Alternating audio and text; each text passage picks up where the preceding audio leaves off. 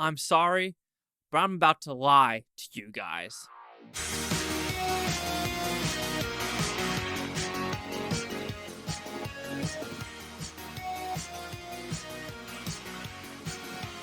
Chase Lee Hockey here with the Blue Futon reviewing the Beekeeper 4DX. So let's talk about the 4DX experience first. And I'm sorry, that is not going to happen because there was no 4DX. I was in the 4DX theater, but you know what happened? No chair movement whatsoever. So I did get a refund. So if you're expecting a 4DX experience review, I'm sorry you're not going to get it. However, when thinking about the movie itself, there might be some decent, twists and turns with the seats when it comes to Jason Statham and the action. And there are some cool panning shots of the city where you could see a little bit swaying moments here and there. So I could see this kind of being a fun 4DX experience, but unfortunately, I can't tell you what it's about. But when we were talking about the movie itself, it's pretty simple. Jason Statham is out in the forest or in the woods or somewhere in the rural America with his little bees, making bees everywhere. But you know what? The person whose land he is on, she commits suicide because there's a scamming incident. And now he's like, you know what? Fuck this. I'm going after this system. And this system goes as high as possible. And he does his dirty work through in and throughout. So, do you like this film? This is something where you have to take your disbelief and throw it out the window. There are some scenes in this movie where you're just like, come on now. You got to be a little bit smarter, either in the writing, editing, or directing, and be like, that's a mistake.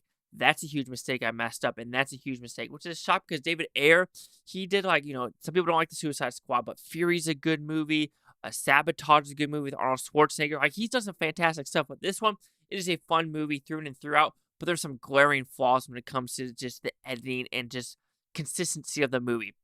So, like I said, Jason Statham plays Jason Statham through and throughout. Don't expect anything more or less. The story is very witty. It moves at 1,000,000 miles a second. It is really, really fast-paced, and you're never bored throughout this experience, and that's pretty easy for a movie like this to maybe fail at, but it doesn't fail whatsoever. I think Josh Hutcherson also does a pretty good job being the sneezy son. Pretty good overall. The action set pieces are edited really well, and there are some good shots where it does focus on Jason Statham doing the action himself. I was kind of shocked by how minimally R this was. And what I mean by that, I was expecting a little bit more like violence and like in your face blood and gore, like, oh shit, that knife's going in, or like something like that. There are some interesting scenes with the elevator, which is like, that's pretty gory. And there's one at the very end with this guy that with a accent. I don't know what accent it is from, but that's a pretty good fight sequence as well. And I do think the story itself, like you could say it's been there, done that with these secret government organizations in the USA where it's like the beekeepers and then the SEAL Team 6, you're jack shit because you're not a beekeeper. But it feels like this beekeeper program is more like a psyops program where you get the crazy people that can't do it. What kind of almost like Jason Bourne, where it's like, we're going to train you to be a crazy motherfucker. This is kind of the same way with the beekeepers are. But when the action is going on, it's 1,000,000 miles a second. It's really fun. And there are clever ways people die in this film. Like I said, glaring flaws in this movie are just some of the things Jason Statham does and the environment he is in. First off, you see the one in the trailer where he elbows the guy with the helmet and the FBI gear. That's not going to knock you out. That's not going to do nothing. If Jason Statham is elbowing you, and in this movie there is no rhyme or reason to prove he has elbow pads or something to make his elbow more badass. No, it is mostly just him elbowing a helmet. That ain't going to do shit. That ain't going to knock anyone down. Also, there are scenes where he's punching. He's giving someone a punch in the Kevlar, battle rattle. And if you're wearing battle rattle, if you ever worn it before, someone punched you ain't going to do shit as well. So there's scenes like that. Also, when he's at the final, I want to call it boss level, if you want to put it that way, where he is walking with a bunch of Secret Service people, he is the only one without an AR. Only one. So you're telling me no other Secret Service personnel notices he's just without his AR and he's just walking with them? Like, there's no, question, yo, where'd you leave your gun? Did you leave it in a porta potty? And if you're in the military, you know that reference. But, there are stuff like that where you're just like, that's a glaring freaking flaw. But this movie is not supposed to be taken seriously because there is a scene where it's like, pink bullets are coming out of a minigun, which I don't know if this is Call of Duty or not, but you can do it in Call of Duty with those tracer rounds. I don't know if you can do it here, Just like that, I have no freaking clue.